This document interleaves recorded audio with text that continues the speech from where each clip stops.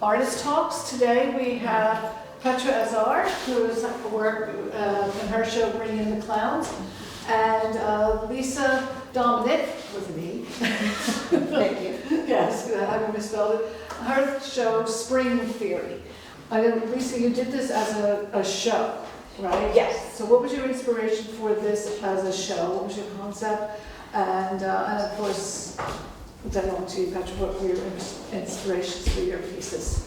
And then following through with that, then what was your process to go from that inspiration to the actual shows? Okay. All right. Well, my name is Lisa. This is Spring Theory. And my inspiration, knowing that my show was going to be in April, was thinking about how we get revival and new life and colors and flowers, and everything is just like fresh in the spring. And I happened to be watching reruns of The West Wing. I don't know if anybody has ever watched that show. And one of the characters, Josh Lyman's making a comment about string theory, and that being the theory of everything and how everything is connected. And a lot of times when I'm doing my line work, I kind of think I'm trying to connect something, and I was like, oh, that would be a great play on words. Spring theory, string theory. So that was kind of my inspiration. I had previously done some of these watercolor and lines in the summer of 24, and I installed them in a storefront up in Yardley, and that theme was like water conservation. And as I created the additional works to combine the two things, water and spring, I went more towards floral thoughts. And even though everything's very abstract, I believe the floral theme comes through. And previously, I did a lot of landscapes, past 10 years, that's been my primary thing. The elements, the natural elements, the nature, you know, bits and pieces, I feel like all are connected to this work. Yeah, so if you talk about your inspirations and... Shall I go there? Yeah, so you can point to your pieces if you want, you know? Yeah, well, this concept is just the opposite. It was not made for this show. It's a retrospective of what I have done the last 40 years. A little bit of everything that I did. And it's not spring and happy feelings, as you can see, very intense pieces. I am very critical about the political problems that we have here, or had in 1977, already starting in Germany. This piece I sculpted after a painting of Edvard Munch, but then when I covered it up with all the paper clippings of the shock that Germany, at the time I lived in Germany, was going through. So that was an outcry myself, oh my God. Now, you know, but it happened to be a minister that they abducted, put in the trunk of a car, and then later killed. It was shocking, it was unbelievable. Nowadays, look at the news, you know, it's like chicken things. But anyway, so that's my very first piece was the clowns. So the inspiration of this was just to show both sides that we have in us, the happiness and the sadness. And so when you turn him around, on one side he smiles, on the other one he has the tears. But when you look long enough, it's very zen, it's very calming, it's meant to be not aggressive. So, yeah, inspiration. My nudes, which you can see, this, for example, this one here, my very heavy loaded girl, homage à Lucien Freud, after a painting of his who loved to paint voluptuous women. Mm-hmm. And it was, the whole nude series is the obsession of we women have with our bodies. Too thick, too thin, too tall, too old. actually too old when you see these two women. This is the young girl, and this is her when she's old, and actually they are supposed to stand together. So she's grabbing there, oh, I want to be young again. We all deal with something of this. Plus, the reason why I made them all nude is I am so shocked, having lived in Europe most of my life, coming to America, and they show the worst violence, graphic, everywhere, every day. Yes. And our children are seeing this and growing up with this. It's just incredible. But God forbid there is a breast, or God forbid a penis. It's not shown. I don't understand the rationale of it. So these are actually protest pieces as much. I mean, this one, for example, is, yes, I show the total wannabe woman's figure, but then I balance this with all these, the naughty girl. This piece, or these two pieces, if you come closer, you will see this is an emaciated African child that has his hand up here because he still needs help, he's hungry. But you see the little fist imaging his father, said, we have to fight, we have to be strong. We have to not be this, we want to be this. And this is the struggle that the African Americans have in this country is so heartbreaking every day. Physically emaciated is just as bad as mentally emaciated and always feeling second class, always feeling cutting back. So I try to, and that's why I made them golden, because honestly, they are stronger than all we white people. Have to be, if you're born with already a setback, right? These two sad pieces, this is a very personal thing when my husband passed away after 3 years of suffering. And so they are called grief and despair, and I don't want to say more about this. This one here goes in the same field like this when George Floyd was killed. Again, it was one of the moments where we all were shocked, and when you look years later, nothing has changed. Actually, yes, it's going to the worst now. So the police, this red thing here is the police foot on his back. And my protest here. Another protest is, you can see when you come closer, so there is a Holy Bible and there is a gavel of the Supreme Court, which took our right for abortions away, and some blood on both of them, and because they think they can rule a woman's body and they can do with that whatever they want, and I am in arms about it still. I made it when actually the rights were taken away from us officially, but it has, from there it has gotten even worse. I don't know what piece I have to make to show how much worse it is today. So now, this is actually a piece, very briefly. I think I have one talent. I can take anybody's of your faces and make it like it truly looks you. And I think it's something that is, a photograph is a photograph, and but if you can touch it and you can say, man, this is how I looked then and there. It's fun for me, and it's fun for the people who order one, who want to buy one, to make them last.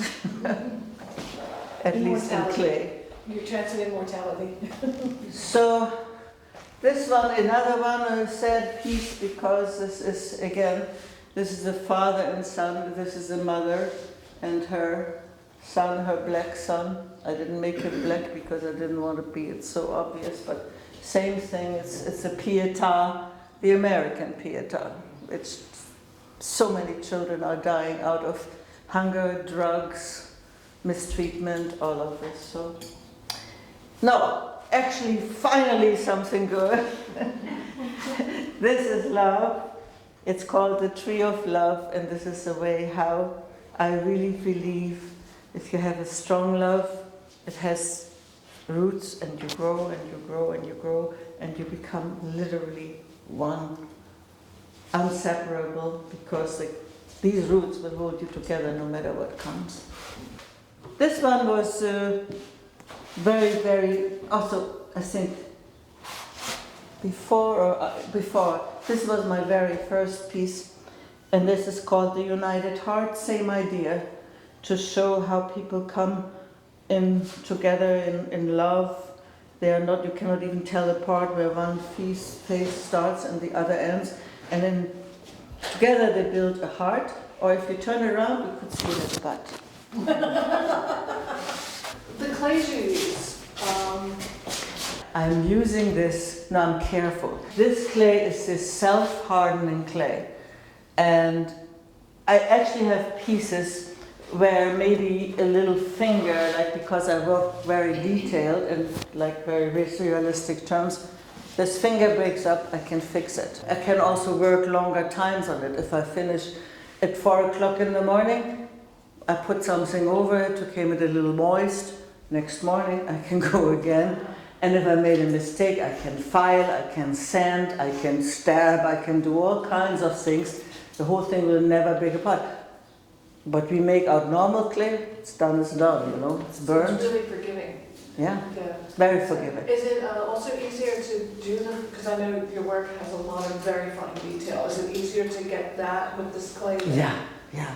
I mean, I pride myself to show every muscle, every vein, and I mean, I just wonder, like Rodin or Leonardo da Vinci did it when they had to hammer in marble. I could never do this, but I can do it in clay, so it's a very easy subject, yeah.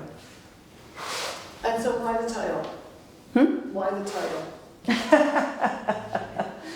Because I think people who love art, they have such an open heart for seeing both sides of the world, of the feelings that we have.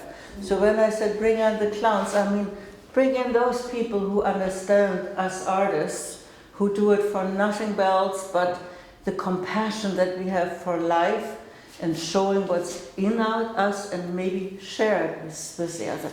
So those clowns are not clowns like the funny guys, I don't mean them. It's more like the sad harlequin. That's maybe I should have heard this, but it sounded better. Can you talk a bit about your process? And one of the big debates has been, what came first, the lines or the watercolors? Yes, I've been asked this question an awful lot, and the watercolors come first. Since I do a lot of landscape work, I approach watercolor as I would oil painting in the field. I put out the scene, and although these are very abstract, you can see a bit of landscape in them. I have done other pieces where they're more representational, and after I'm completed with the painting, I go in with ink and I trace different lines. I look for differences in values, shapes that are common, and it's just more intuitive in a way. I let my mind clear and I just take the lines. And then when I'm done, sometimes I like it a lot, and other times maybe not so much. I started working on the rice paper about a year ago, and I really enjoyed that because it's very delicate and it's more of a challenge. So I find whatever art I do, I try to look for something to challenge myself. What I do find interesting is that I see repetitive line marks as well. I mean, not just brush marks, but like different patterns seem to always emerge when I'm going through my process. It's very meditative. and very calming. So I've asked myself questions like, what ties us together? What brings us together? I have MS, and that's all about disconnecting in your nervous system. So maybe I'm trying to make some connections like internally. I don't know. When I do it, I put it out like you would a sumi painting, but just using the one color, the black or the red, didn't resonate with me. I wanted to use every color, so I kind of approach it the same way. So it's more of like a twist on a kind of art that already exists. What's interesting, yeah, that helps. And what's interesting is because you say you do the ink lines afterwards, and Matt Slay, one of our other members, he has a couple of pieces here in the gallery. He does just the opposite. He does the ink, pen and ink drawings first, and then he does the watercolor overlays. Yeah. So it's kind of interesting to see, the effects of the two. Yeah. In some ways, I feel like the different splashes of color and then going in with the lines is kind of me trying to put it back into order. So, life is chaos, Yeah. and this is maybe my attempt to make sense of it in a way. And that this is what resulted. And also Clem, our other watercolors, he says he loves watercolors because they're like cats, you can't control it. It does its thing. Yeah. But so it's almost like, all right, I'll let you have your play, and now I'm going to bring you back together. Let's get serious now. Lisa, how did you make the decision which ones to hang as a scroll and others frame? Because it is rice paper, it's very fragile. When I did the original series, they were for the water conservation theme. That was like kind of part of it. It's fragile, just like our world is fragile. So you have this art that could just disappear in an instant. You better be very careful with it, and that was kind of where I was going with leaving some of them raw or naked. The other ones, I've been trying different ways to make it more permanent, right? So these I did on foam board. I've done some, I've adhered to wood panels, and that gives it a completely different look. I've done some on cork, which people have told me, oh, you shan't do that because cork is not archival. And I said, we'll see. We'll see how it ages. Just more experimenting more than anything. I like having them hanging without anything. I just think that the light passes through them so nice, and I'm looking for ways to maybe find a medium, an acrylic, or something that I could adhere them to that would make them more substantial, but also give it the light fastness as well. But that's work in progress. I've had so many wonderful people comment this month, like on different ideas that I could do, LED lights, different things. People have asked me to maybe do some animation of it. People like the lines, and what would AI do to animate this? Like, what kind of organic feel would you get? I think these are all great. I don't know how to go about that, so that's a big challenge for me. That's interesting because these pieces right here that are in front of me, I can see these pictures of the face and where they're looking like they're alive already, Yeah, it's fun. It's really fun. and also to give them like a little three-dimensional feel. You would, because of course I saw your show in Yardley, right? Yes. Yeah. And when you had them in the window, the light effect was amazing. Yeah, I mean the translucence and and because you had them facing outwards, but even inside it was almost hard to tell at times. Yeah. That it was actually you're looking at the back of the painting, not the actual painting itself. And of course I'd love to have them in the windows here, but the watercolors.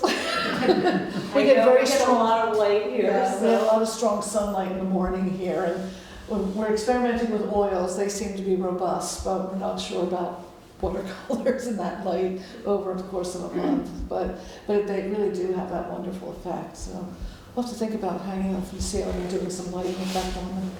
That'll be cool. April. I have a question for Petra. I know you were also a designer, commercially designed jewelry and watches. And I'm always interested in people who do both commercial and art.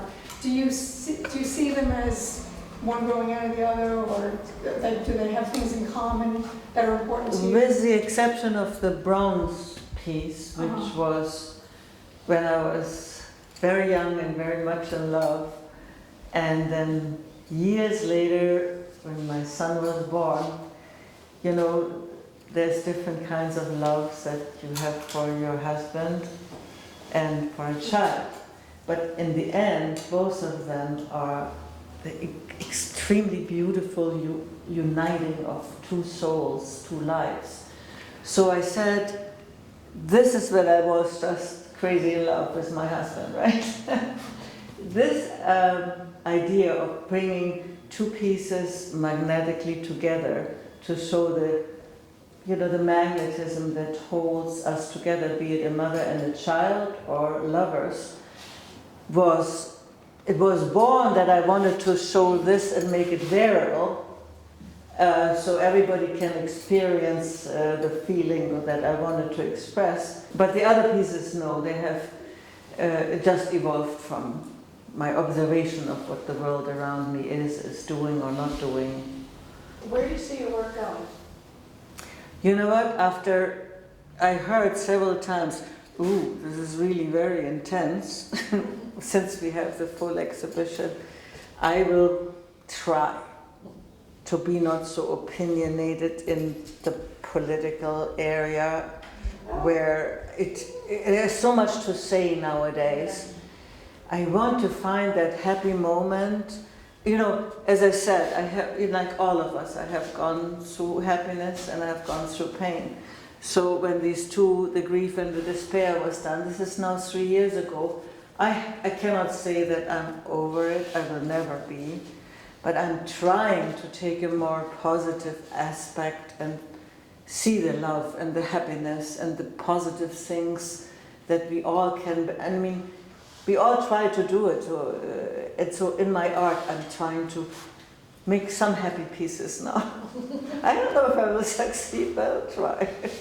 Well, on Friday night, a young woman came in, and actually your Women's Rights Today, as she was explaining to you, literally moved her to tears. I know. That made me proud, If I can move a young woman to tears and say, yes, let's fight, that's what I want to do. Well, and isn't that kind of what art is about? It's about drawing the emotion, whether that's, happy, sad, anger. Yeah. And I do it very realistically. So when I hear Lisa saying it's so inspirational because actually you almost can go where you want. It must be great freedom in your art.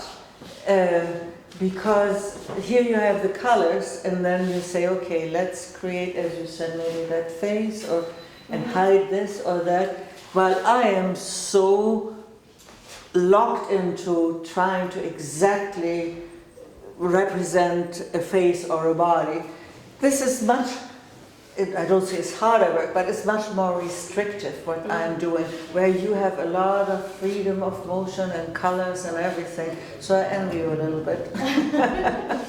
Well, at this time, this is where I am, but I have also done pieces. Struggled with reality. Absolutely, absolutely.